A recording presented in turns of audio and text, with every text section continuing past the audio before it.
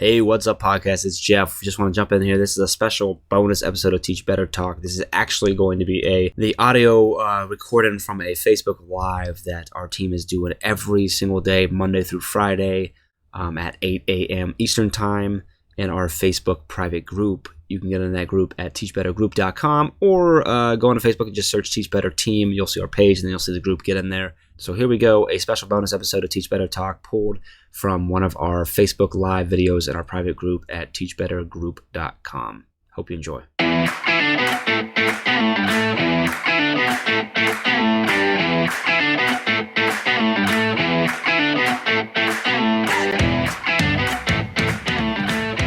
John, thanks for jumping in with us here for one of our morning daily drop-ins that we are now doing Monday, Tuesday, Wednesday, Thursday, and Friday every week for you, 8 a.m. Eastern Time, 7 a.m. Central Time, and you can continue to convert whatever time zone you're in.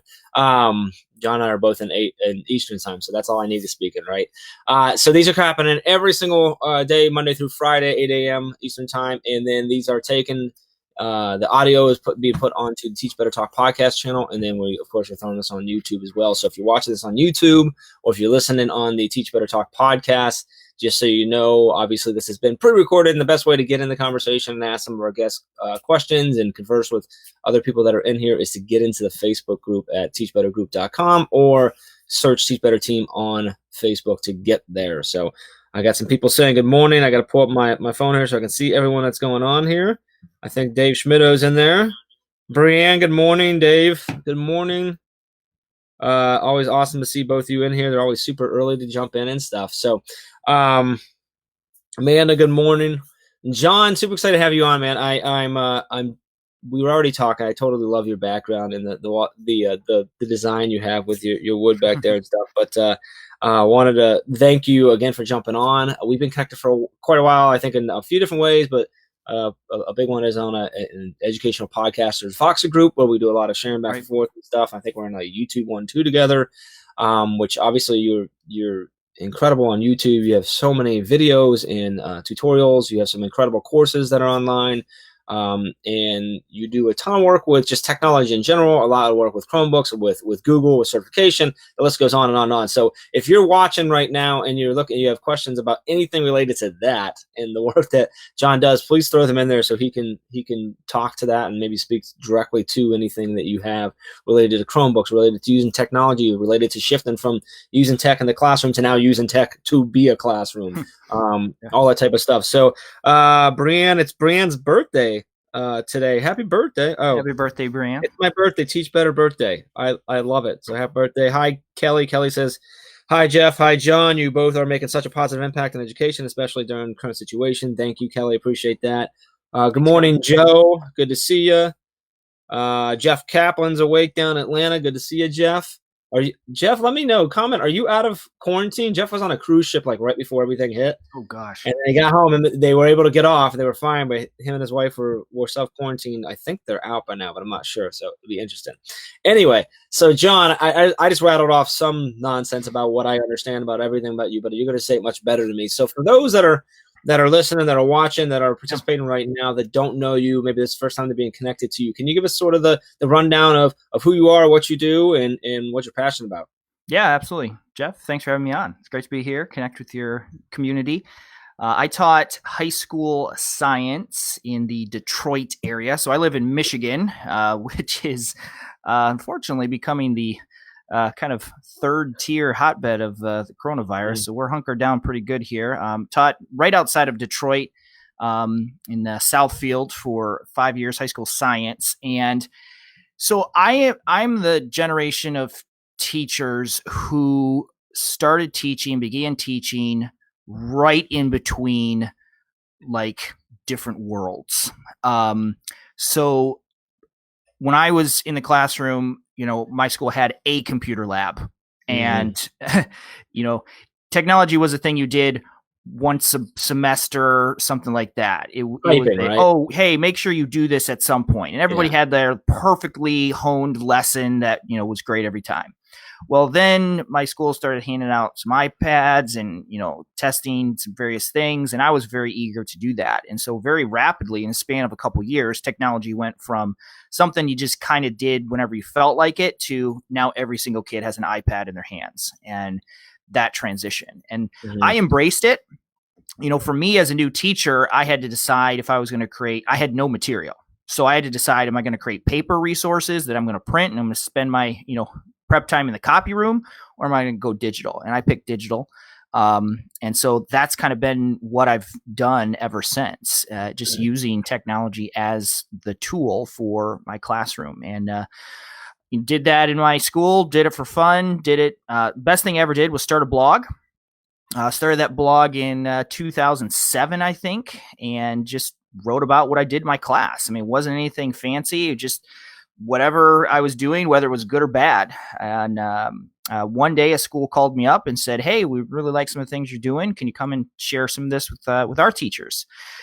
And we'll pay you. I was like, you pay people to do this? Like, you just pay people to come and like tell what they're doing in their classroom? This is amazing.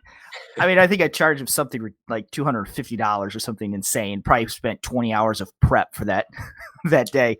But I was hooked. I accidentally discovered how much I enjoyed teaching teachers about technology and, pedagogy with technology as kind of the tool. And the rest is kind of history. So continued teaching. I actually ran an online school for 3 years. I was director of online learning.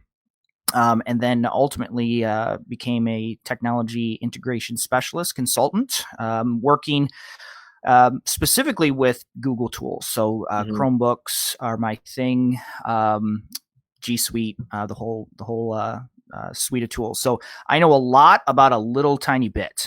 So as long as you ask me about that little tiny bit, I can help you. I love it. That's great. So Kaplan, Jeff said they got out of quarantine yesterday, so that's good. They closed their schools yesterday too for good. Yeah, Georgia is one of the states that hasn't done like a statewide lockdown. So it looks like some of the schools are still doing there. Good morning from Guadalajara, Mexico. That's Tammy. Yep, Tammy checking in there. Good morning, Ray. Good to see you. Mark Heller's on with us. Good morning, everyone. Morning, Gargus. Getting miles in while listening to Teach Better. That's awesome. Who's this saying they need coffee? Oh, that's Tammy saying that she needs coffee. So far it's not ruining itself. Yeah, we were. I actually sent John the link, and I'm like, hey, I'll be there in a few minutes. I gotta go get fresh coffee. So if you need to take a step away, go ahead, Tammy. Then come back and get to us. We understand. We get it. Jeff, I would really like to know though. Would you consider yourself a coffee snob? Are you? No. Whatever's in the pot, just drink. Yeah, I'll probably be okay with quantity over quality.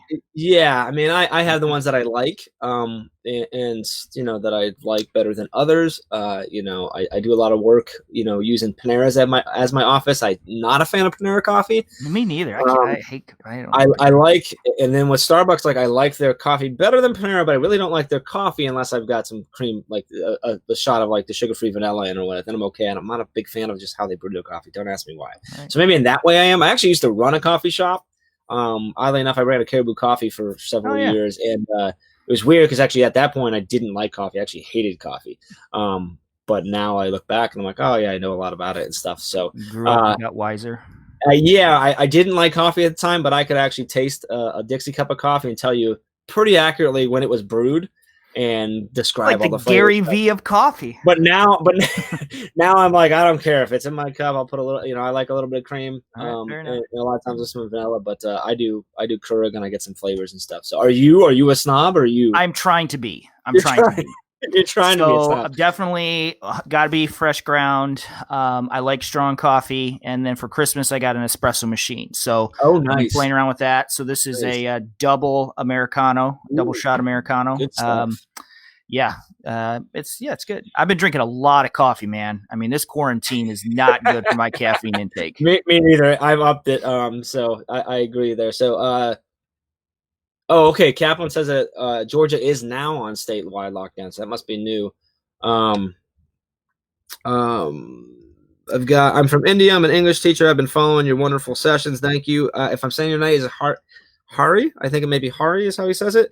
Alex, good morning, buddy. Good to see you here. Ray's always got to be the wisecracker there. He says he's not a snob, or he is. He's a snob, but not about coffee. Thanks, Ray. Right now, Ray is a coffee snob. I'm just gonna give her that. Like, we'll be at a conference, a hotel, or somewhere, and like they have free coffee, and it's not bad coffee. I mean, it's it's hotel coffee, but it's not bad. And she's like, nope. There's a Starbucks 48 minutes away. We're going. So that's how she works. So, Joe was a Starbucks barista before became a teacher. That's awesome. I love that. Tammy, they've got an espresso machine. Don't worry, we recycle the capsules. I try to do that as best I can too. Veronica, good morning. Alex doesn't drink coffee or tea. Water is the best. Cherry Coke or Dr. Pepper if needed. All right, I get it. I actually don't do any soda at all. So. Yeah, I made the choice too. When I was in college, I was like, got to pick coffee or soda. Got to pick one. Wow, so you do way back. So I've had I went a long time without it. Then I fell off the wagon, and I was back to soda for a while, and then I've been off for a long time now too. And yeah, no, I just feel better when I don't have that. But I mean, to each their own. Like it is whatever it is. So, yep. So this is not a drop-in session about coffee, although it kind of is right now. I appreciate everyone jumping in on that. So that's awesome. Curious now, so I know we were talking before, with all the videos you have, of course, everything like that you've seen a spike in the activity around your things and everything that's going on virtually, right? Crazy. So I'm guessing that you've also had a spike in how often you're speaking with teachers and addressing issues and helping them through things. So curious to know, what are the most common things you're getting right now, whether it's concerns, challenges, or looking for tips for XYZ or whatever from teachers and or districts that you've done work with or you're doing work now? Like, what's the most common things that are popping up for you right now? Yeah, there's probably 2 or 3 big ones that are coming on. I mean, in general, obviously, teachers who signed up to teach in a class with students in the room are now being faced with the reality of online instruction. And, these people were not prepared. They did not pick this. This was not their choice. And so you just have the general concern of like, how do I do this? Yeah. But that's quickly gone into maybe say 3 very, very specific things. So I have been doing a lot of work and support around using Google Meet and, creating space for live sessions like this. Meet versus Zoom is the big conversation right now. Honestly, I don't really have a strong opinion. I'm the Google guy. I do Google Meet. So sure. I don't really know enough about Zoom to tell you it's terrible. I use Google so that's what I use. So a lot of just tips and instruction on running live sessions, in my career as tech integration, like you, I mean, I run these kinds of sessions all the time. Mm-hmm. And so there is a skill, there is some tips and best practices for running a live session. You're actually doing a great job. This is exactly what I do. Schedule your meeting to start at a certain time, but then wait 10 minutes before you actually start the content, because invariably people have technical issues. They get in late. And so if you start right on time, you got people who miss half the content anyway. So, doing that, greeting people, using that time as a connection time. So just working through a lot of that. I think a few of your teachers in here have seen my videos on Google Meet, so office hours and stuff. So a lot of conversations on that. Math teachers have been asking a lot of questions about connecting document cameras specifically to Chromebooks, and then how do I mirror my image and write? Math is tough. I saw a teacher, this is just a Facebook post, teacher who set up their computer in their bathroom and used their shower inset as a whiteboard.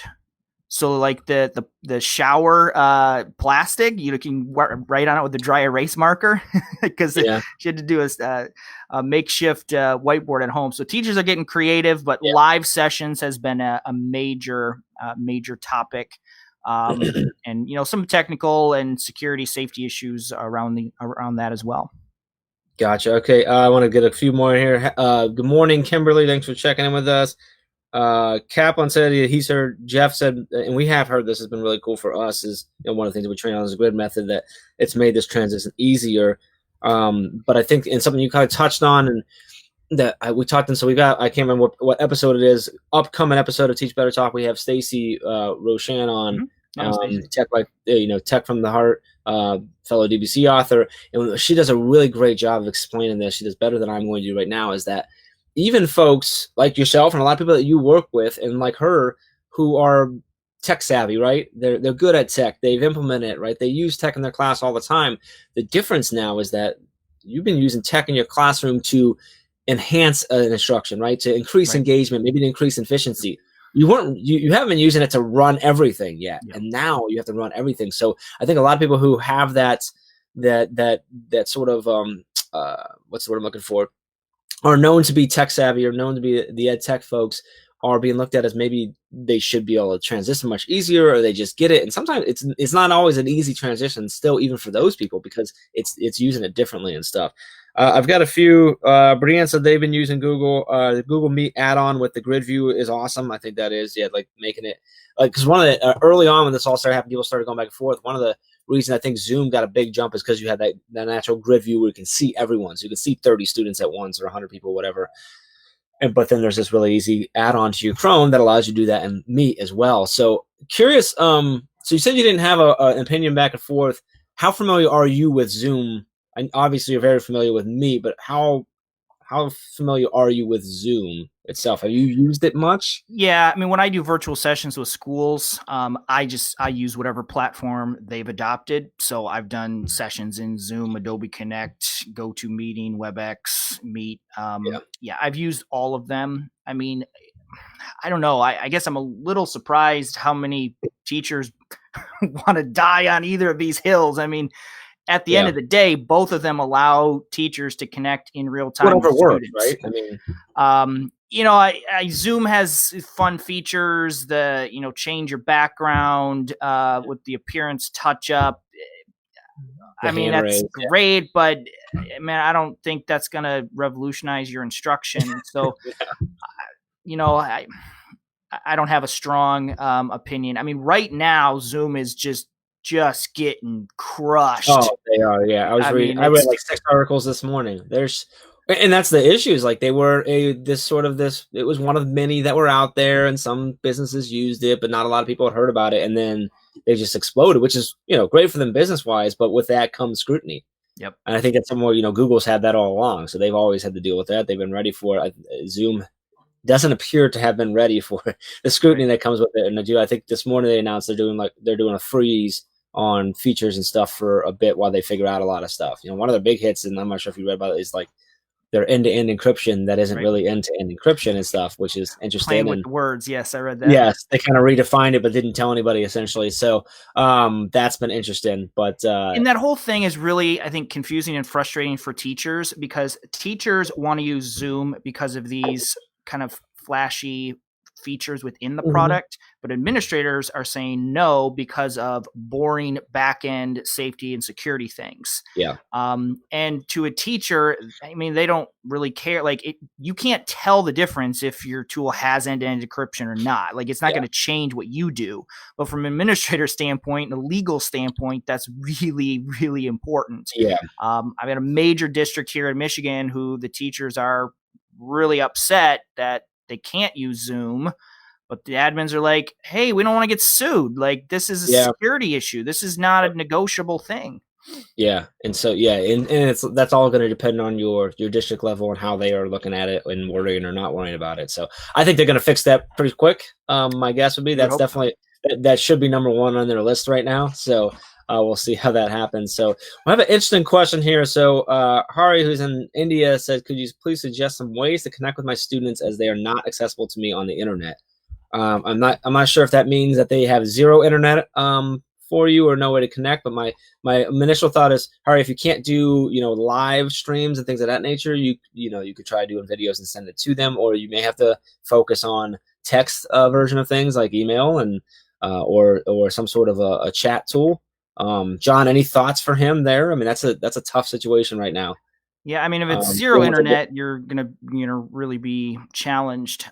In general, so I taught online for 3 years, ran an online school. I am personally not a huge fan of synchronous online communication, at least required synchronous communication. Gotcha. Totally fine if you're going to do a live session, you post it, and those who can join. If not, you watch recording. Like, totally fine with that. Yep. The whole point of online is the release from the tyranny of the bell and the clock. Like, self-paced, self-guided, right? I mean, got it. Yeah. However, I am a huge proponent of the teacher putting their face in the course. So get your face in the course. And there's several really easy ways to do that. One of the easiest is to just record your instructions. So using a tool like Screencastify, Loom, just your webcam. Like, instead of typing out your instructions for the week or the day, record a video and just say, just like you were in class, say, hey guys, today we're working on this. Don't forget about these things. Like, just a short 30-second video lets them see you. And a little tip here for teachers, way faster to record a video than it is to type out the instructions. So much faster. Yeah, that's for sure. Yep. So that's an easy way. The other one that the teachers love, not everybody likes their actual face in there. You know, I get it. Bitmoji. So Bitmoji allows you to be in the course without actually being in the course. It's not your face. It's, yes, yeah. So you're putting those Bitmoji in your directions, in your Google Classroom header, wherever you can. Just again, online learning can quickly feel very sterile and bland because it's just one set of instructions. It's not personalized for the person. So putting your personality, your face in there, I think makes it better. Awesome. So talking about you have a lot of courses that you do, a lot of videos. I'm curious. I've never asked you this before. Of all the courses, and you may not have this right at tips at your fingertips, so I apologize. But of all the courses that you have up and all the videos that you do, what are the most popular things that most people hit on that get it? Or I guess more importantly, like right now, what are the things that are really getting the uptick that you're seeing? Are there certain specific areas? Is it all around this sort of the video conferencing, or is it something else, or is anything popping up? I'm curious. For me, it's Google Classroom. I mean, I'm the Google guy. So Chromebooks, Classroom, all the Google stuff is what I do. And so my Classroom Kickstart course, which is a full course on setting up using optimizing Classroom, is 100% most popular right now. The interesting thing I did with this course, and I think it worked real well, is I built my online course in Google Classroom. So they got to experience it as they were going through it. So, and I don't think all the participants necessarily realize or always appreciate it. So, they get into the course. I built the whole thing in Google Classroom, and they're in there as a student. And so they'll invariably get frustrated, like, oh, I can't find this. How do I turn something in? Yeah. And that's the point. Like, experiencing that as a student, it's like, oh, yeah, I should have clicked there. I should have so they're learning it as I need to explain now as I'm teaching my students stuff like that. It's a great way to do it. So I want to mention for those listening, Mark Heller gave us an FYI. Admin can get free Screencastify Premium for teachers now to the end of 2020. Mark also said hi to Kara. So again, if you're listening on Teach Better Talk podcast right now, this has obviously been pre-recorded. You need to jump into our Facebook group at teachbettergroup.com or search Teach Better Team on Facebook so you can get in here and ask questions and engage with everyone that's in here. Same with if you were watching on YouTube, make sure you come join the group and join the conversations. These daily drop-ins are happening Monday through Friday, every morning, 8 a.m. Eastern Time, 7 a.m. Central Time. I've got the one and only John Sowash here with us chatting. I'm looking at some other things coming in here. Online teaching has made me, this is Joe talking, has made me really slow down and think about what I actually want students to do. I'm learning that I talk too much in class and need to be better at instructing and giving directions. I love the reflection, Joe. That's awesome. I think that's happening so much right now with teachers and education in general. We're reflecting and going, what is actually really important? What is the most important thing we can give our students right now? And for the last couple of weeks, it's been whole child, right? Emotional, like make sure they know we're here for them. Make sure everyone know that the families know we're here for them. Make sure our staff knows that we're here for them, our colleagues. And now we're getting a little bit of shift to, okay, now that we're kind of getting settled, we're getting an idea. We know this is going to be going for a while. We do need to get back into content. We do need to start learning again. So now we're reflecting on what is actually important to be teaching. Like, what do we actually need to focus on? We're canceling state testing all over the place. So like, maybe the grades aren't the most important thing. Are we focusing on different things? So I love the reflection, Joe. I love the thinking back through. John, I really love your you're touching on the fact that the one of the most valuable pieces of virtual learning is the fact that it doesn't have to happen at set times, right? And actually, we just got a great update from my both my kids are in elementary school, from our principal, Mr. Albright, who's been doing a great job during this whole thing. And one of his things that he referenced several times that he's been emphasizing with his teachers and now with us is that it isn't, while it's really important to get your kids and your family on some sort of schedule and routine just to keep the consistency and make sure things are happening. It doesn't have to be a normal school routine. It doesn't have to be during normal school hours. If you're still an essential worker or you're working from home, your hours are probably different now too, because now you're juggling all these different things. I know I am. And now I always work from home, but I have my kids home with me all day long now too. Mm-hmm. So I'm adjusting things, and my wife's still essential, so she still goes to work every day. And so we're adjusting things. So we're adjusting when the kid's schedule is. And I started with a very rigorous schedule, and that didn't play well with me. I think a lot of people did that. So then it happened, right? Like we talked about that yesterday with Sarah Johnson about like we were like, here's a million schedules and agendas and things and templates, and that's great. But then like I did the same thing. I got myself so stressed about not being able to do it. And yesterday when my wife was leaving for work, she goes, "Hey, like it's okay if we don't have a perfect school here. Like it's cool. Like they're going to be okay." And so I took time yesterday and changed it. So I had my daughter work a little bit earlier on in the day and my son later, because she gets more excited about it. He likes the free time a little bit more. We got him on later, and he did great work with no distraction down here because I wasn't down here working and stuff, because where they work is right by my office, where she needs a little more of my help and stuff like that. So it just worked out well. So just sort of that touch. And my son had a video check-in with his class. It was adorable to watch them all on there, the second graders. His face just lit up, but it was optional. And it was, hey, we're going to do this. If you want to come in, great. I think almost all the class did. It was great. But it's this idea of one of the values and one of the benefits of virtual learning is the fact that it doesn't have to be that. There's also some really great skills that are potentially being learned or should be being learned right now, is this self-regulation, right? And self-guidance and things like that. So great point there. Really, really like that. So let's see. Yeah, it's really it's fun to hear your reflection and others do it. So we actually homeschool our kids. You do? That's right. That's a great I have 5 point. kids. So for me, I'm like, oh, look at this. Like the world is figuring this out. This is great. So then not a ton of change for you as far as that in, or because no, that's what people think. It's been very impactful. Yeah. It's been hard. I mean, just because you homeschool doesn't mean you stay home all day. I mean, exactly. We have tons of activities, baseball, ballet, like we got feeling all the other pieces. And so, I mean, we're feeling it just like everyone else. I mean, we don't stick home either. It's a challenge. For sure. Yeah, I mean, I know you guys do traveling and stuff like that too, because you can and stuff like and everything. And you're right. Like there's these other, it's been weird for me because I always work from home. This is my office, is where I am. And there's days where I spend 12, 14 hours here, and then I come up and I'm like, oh, the world's still alive. Great. But not being able to go and not having that control, me personally, my stress and anxiety has been up because of that.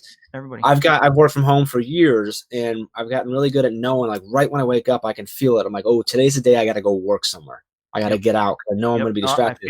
Can't do it right now, and you're probably in the same boat. And that's a lot of people don't realize that, and that's an interesting thing. So, and I hope all the teachers in the chat hear, Jeff's anecdotal, story of his family is true of pretty much every family in the United States and across the world. And just a couple of major things: take whatever you're planning on doing in your classroom instructionally and cut it in half. Everyone is absolutely stressed out trying to figure this out. And so I think it is imperative that you provide your students and their families a good experience with a very small amount of material. I think that is way more important than completing whatever objective you had planned. You got to remember, it's not just today, it's tomorrow and next week and the week after that. Like here in Michigan, I mean, we're in quarantine to the end of April. And you gotta pace yourself. And then hopefully school administrators are reminding their teachers and not putting pressure on teachers to accomplish the same thing that they would in the classroom, get to the same place curricularly. It's just not going to happen. We all need to take a step back and just relax. There's enough stress in the world. We don't need, get into chapter 12 and, 5th grade math to be it. Yeah. I was mentioned here. Good morning, Faith. Faith was asking Mark how do we get the premium version. Mark said he's going to post that at some point later. He's out running right now. Alex had a great point that he said he would take it one step further and say that it can't be the normal school routine No, because distance nothing learning normal. is not just a school at home. It's a different Nope. type of school. So great Absolutely. point there. Faith follow with there's no such thing as a perfect school. Anyway, I'm still learning that at my house. I'm with you there, Faith. Ray, great comment from Ray saying when you make learning optional, it allows students to choose to be learners, which that's a valuable skill there. If you give them the opportunity and they choose to do it, you're learning a lot about them and helping them become wanting to be learning, right? To choose to be learners. Penny's on. Good morning, Penny. Good morning, Teresa. Teresa says, homeschooled my 5 kids for 5 years. This is a reminder of that past life, which was only 6 years ago. I'm enjoying being home with them again. So I think that's another thing is kind of look at the positive. Like, yes, it is a little extra on me and on my typical schedule with my kids home, and it is interrupting some of my day and stuff. But what I realized over the last 2 days or so is that instead of letting it stress me, I'm trying to just like, okay, it's time for Jacqueline to do work, so I'm not working for the next hour or whatever, Right. and I'm just enjoying working with her and watching her mind go and seeing a light, the light bulb go off when she gets something right, and Mm-hmm. and just I'm loving her, her creative spelling is what her teacher refers to. She's in kindergarten, so it's a lot of creative spelling. So you're looking to see that she sounded out right, and then how they do it is just awesome. So I've been trying to enjoying the fact that I'm with my kids. I get to see them and more than I normally do, which is great. So looking at the positive things there, I think is really important during this time. So that's all important stuff there. So we are here. If you're listening on the podcast or watching on YouTube, make sure you jump into the group, teachbettergroup.com, or search Teach Better Team on Facebook. These daily drop-ins are happening every morning, Monday through Friday at 8 a.m. Eastern Time, 7 a.m. Central Time. Got John Sowash here. John, your website is sowashventures.com, Yeah, correct? you Yes. can go. That one just has more of my district level stuff. Okay. So, Best people want place to for hire teachers to me go. courses. Yeah. SoWashVentures.com. That's all my Yep. business stuff. Okay. For teacher stuff, it's at Chromebook.com, CHRMbook.com. Yep. If you teach with Chromebooks, I'd love to help you use those Chromebooks creatively and in interesting ways. So, blog regularly. I've got a lesson library up there with a sortable database. So if you have Chromebooks and you teach, 5th grade math, you can go in, pick those subjects and grade level, and you'll see what resources I have for that. The Chromebook Classroom podcast, of course, published that. Just had an episode drop yesterday, my monthly 10 links episode.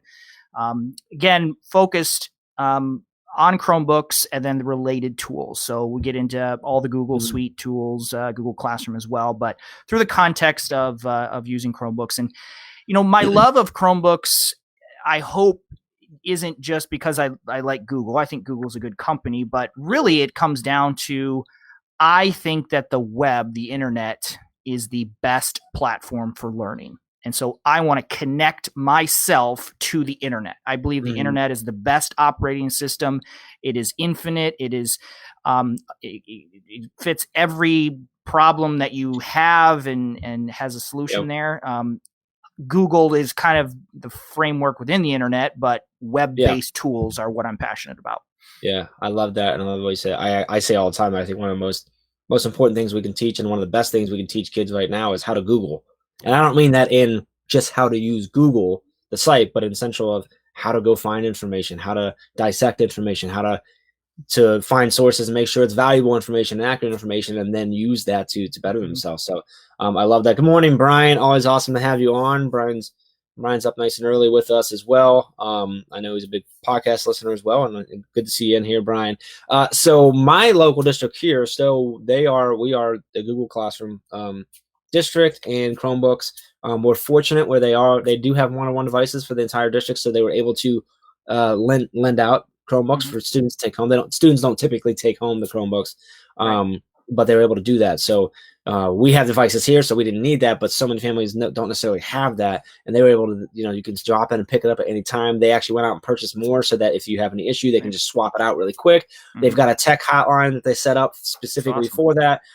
So being someone that has that going on in our world, curious, one thing I did notice is is we've had Google Classroom for a while, but it wasn't being used. So a lot of them are still using it. So from your perspective, sort of, do you have any, and I don't know if I'm making things up for you or not, do you have any sort of like rules or top 3 tips or something of that nature when it comes to Google Classroom, like things to really keep in mind when maybe you're just getting started, maybe you had to throw things together really quick, and now you're sort of settled in, and now you're figuring out how do I actually use this thing most effectively? Do you have sort of some top level things that you can share with us?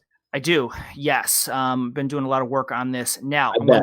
One, especially if you are listening to the podcast 3 years from now, that's good news. It means we all survived. The tips I'm about to share are very, very specific to using Google Classroom for online instruction. The interesting thing is the tips I'm about to share are the opposite of what I typically recommend when you teach in a traditional face-to-face classroom.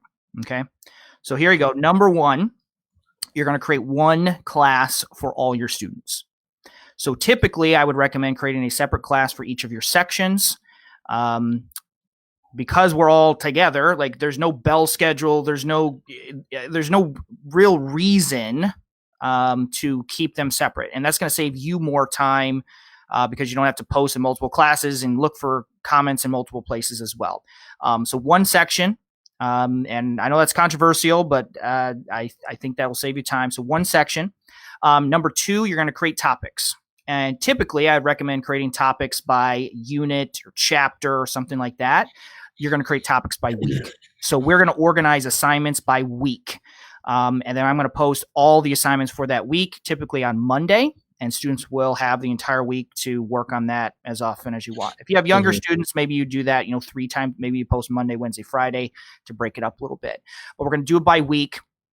And then put all the current week is going to be at the top of your stream and or the classwork page, and just rotate it that way.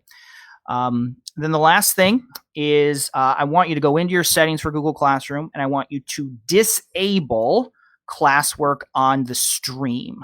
Okay, so in the settings, you'll see an option, disable classwork on the stream. That will force students to go to the classwork page to view the assignments in the order you have put them. Gotcha. And you're going to use the stream page as your hallway. Okay, so that's where you're going to post fun, non-instructional, how you doing? That's kind of the whole child area.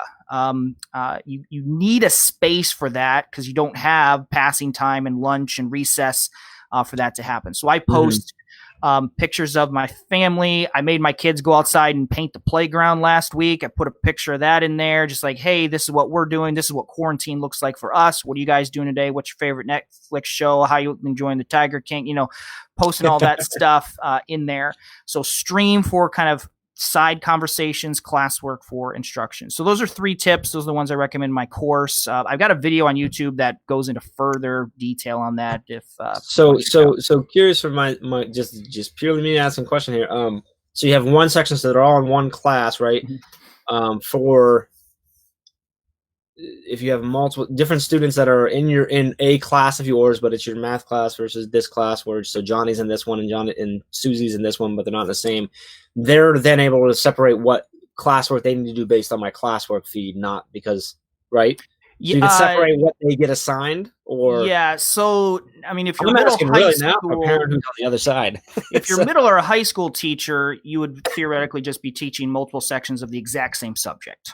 Okay, gotcha. So they're just going to go in there. Now, if you're a elementary teacher, I would change it a little bit. I would still do one class, but then I would break it down by week, topics by week, and then I would do each post would start with English week 1, and then your English assignments, math week 1, and then your math assignments.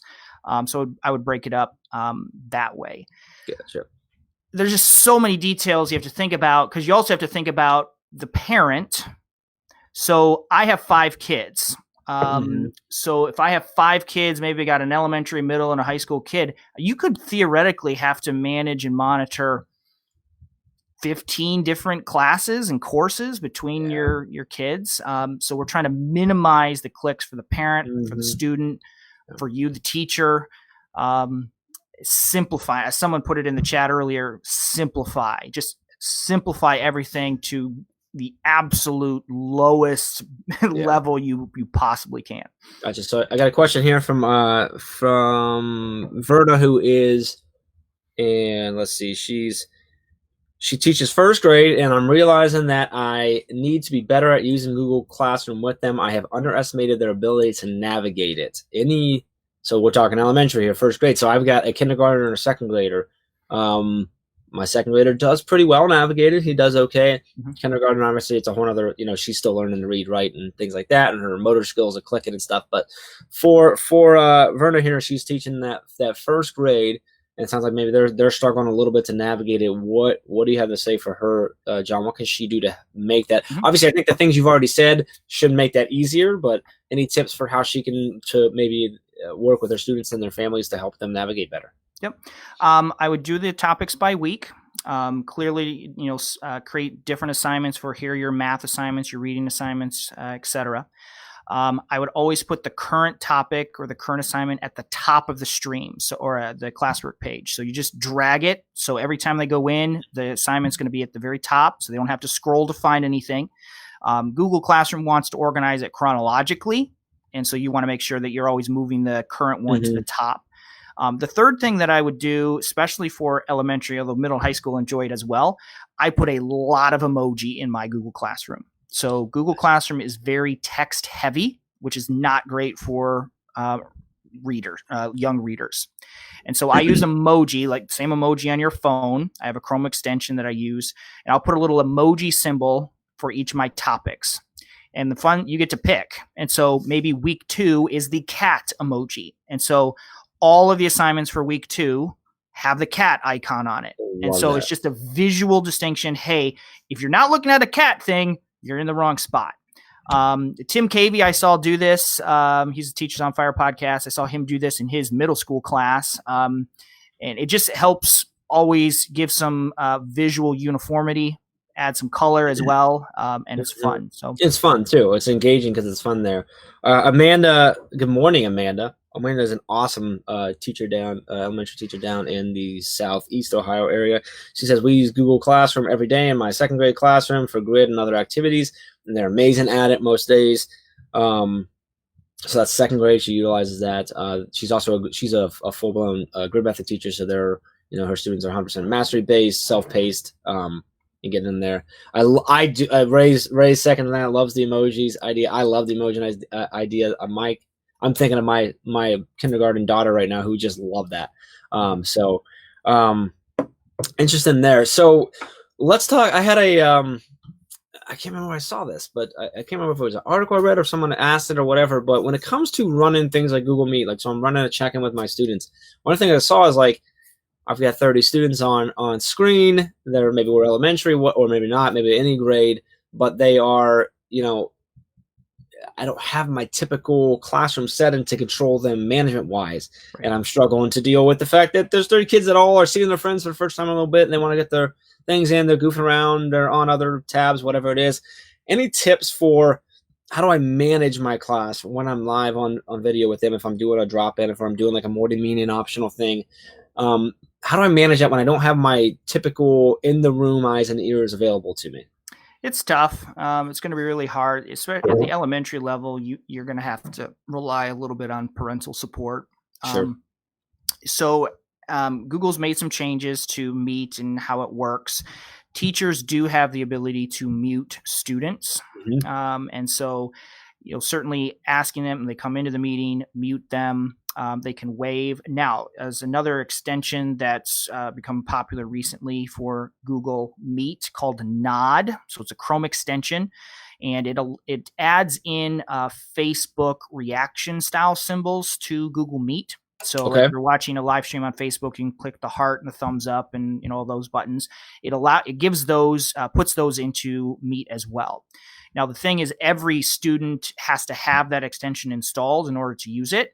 Okay. But it's a fun way that students can provide in-lesson feedback without interrupting the flow of the lesson. So the teacher can say, hey, I'm going to pause right now and just use your icons on the screen. Give me a thumbs up if you're good. Use your hand-raising one, and then you can call on them. So that would be good. That would be helpful. So that extension is called Nod? It's called Nod, yeah. N-O-D? No, yeah, NOD.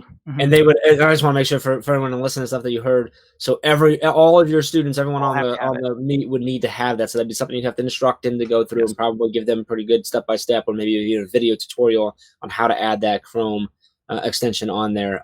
But yeah, no, that sounds a great way to do that and to handle it by muting, allow them to use emojis or the reactions to interact. Sorry, didn't mean to interrupt you. Just wanted to touch on that. No, yeah. And the one thing about that extension, what you're naturally going to want to do is start a live lesson and then tell everybody to go install the extension, which is okay, but it won't work because if you start your extension or your Meet before the extension's installed, it won't be active. So you kind of have to do it before and then. Someone have to set that as the lesson that they need to complete prior to that. Yeah, homework assignment. And that's definitely something I think obviously for a lower level, you're going to make sure you get the parents involved with and explain to them what that is. You may even have to give them a little idea of back information on what an extension is.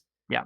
So now, Jeff, in your situation, because you've got school issued Chromebooks, your school admin would be able to push that extension out for all students. So if it's a situation where you're one-to-one with a particular device, even if it's Windows or Mac devices, that could be pushed out on behalf of the teachers and students. The catch is we actually for us, and I know a lot of others aren't using the school because we have our own here. Right. So, but yeah, I could see that could be super valuable. At least you'd be able to check off anyone who has you could tell parents, hey, if you have a school issued device, you don't have to worry about this. It's taken care of for you, which is really, really cool. And I wasn't aware that you could do that. So that's great. So cool. That I think will help with those live lessons. If you're getting 30 kindergartners, 30 first graders in a live session for like a story time or something, unfortunately, that's really not the time for a lot of interaction between students, between you and the students. It's really you greeting them, speaking to them, and them watching, and then maybe using those icons.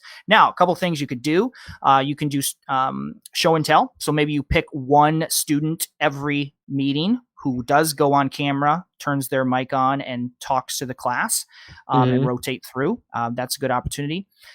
If you do feel it's important to connect individually with your students to have a conversation with them, I'd recommend setting up individual conferences. My wife's birthday was yesterday. We had our first lockdown birthday, and I tried to do a family hangout for them, and it was mostly a disaster.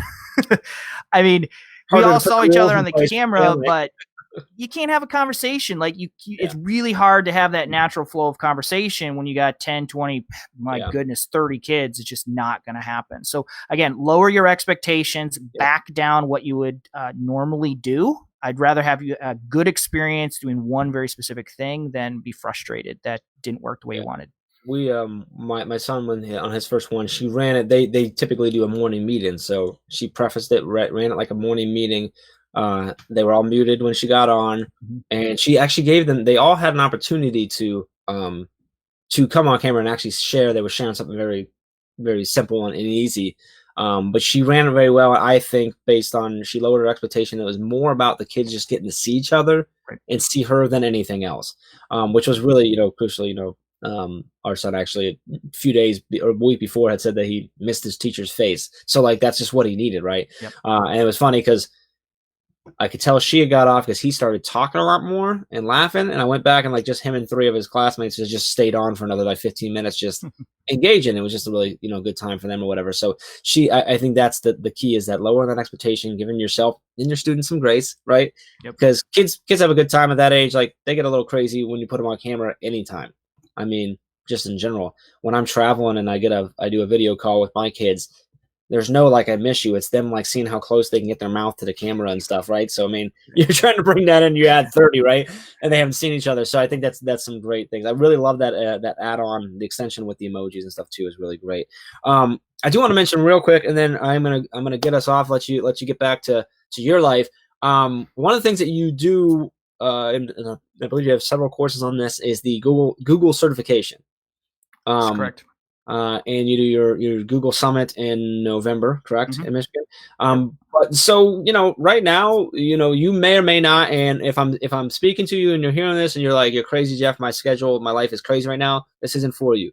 If you're someone who feels like they do have a little bit of extra time on their hands right now because you can't go places, because maybe your schedule is allowing you to move a little bit different, and you might not have, there's two of you at home, you might not have as much time being pulled from you, or whatever. If you have a little bit of extra time, I think John's courses are phenomenal. If you're like, hey, maybe I'll do some professional growth right now, I'll go get my certification with Google. A great time to do that. I do want to recommend John's courses on that to help you get prepared for that. The address for your courses, is it the same, or is it a specific one? Yeah. So my online courses, you can check those out at chrmbook.com/courses. Right now, my Google Classroom course is open, and my Google Forms course. I have a very in-depth Google Forms masterclass Sure. that will open up here in the next week or so. If you're looking at doing assessment virtually, that Google Forms course will be a useful one. We talk about cheating and, moving beyond multiple choice questions, things like that. If you're interested in the Google certification stuff, that is much more intense. I typically run those primarily in the summer. So as the school year winds down. Gotcha. Now I'm ramping that up. So if you're interested, you can get information. I have a specific website for that. It's geducator.com, geducator.com. And you'll see that I have a free certification guide. Being a Google certified educator has changed my career. I did it way back in 2008, 9, something like that. And it's been the best professional learning experience that I've ever had. A lot of you are getting a crash course anyways. You may be surprised that you're not that far off. You're learning all of this out of necessity. You might as well get a certification to go with it. Yeah, I love it.